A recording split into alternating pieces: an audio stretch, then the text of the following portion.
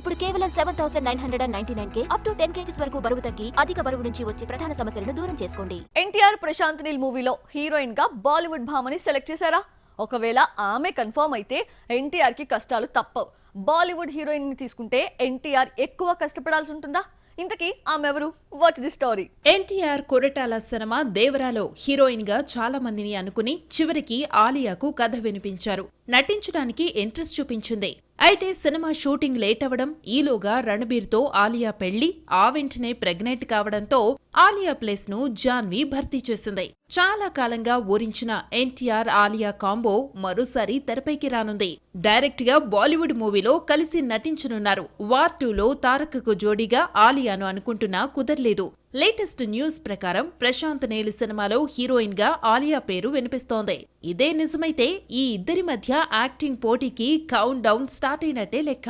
Performance విషయంలో ఇద్దరే నువ్వా నేనా అన్నట్టుగా ఉంటుంది.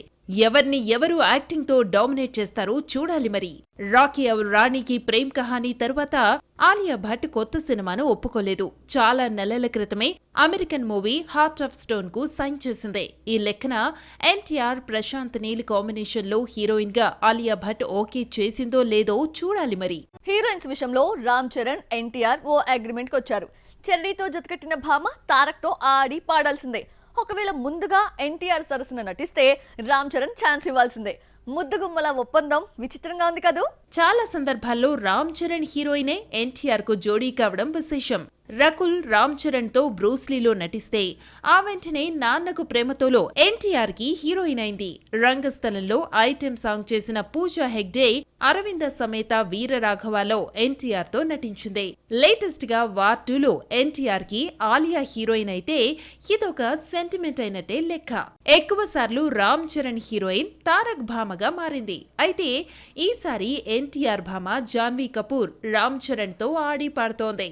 దేవరాతో బంపర్ ఆఫర్ కొట్టేసిన జాన్వీ బుచ్చిబాబు సినిమాలో రామ్ చరణ్ హీరోయిన్ గా మారింది.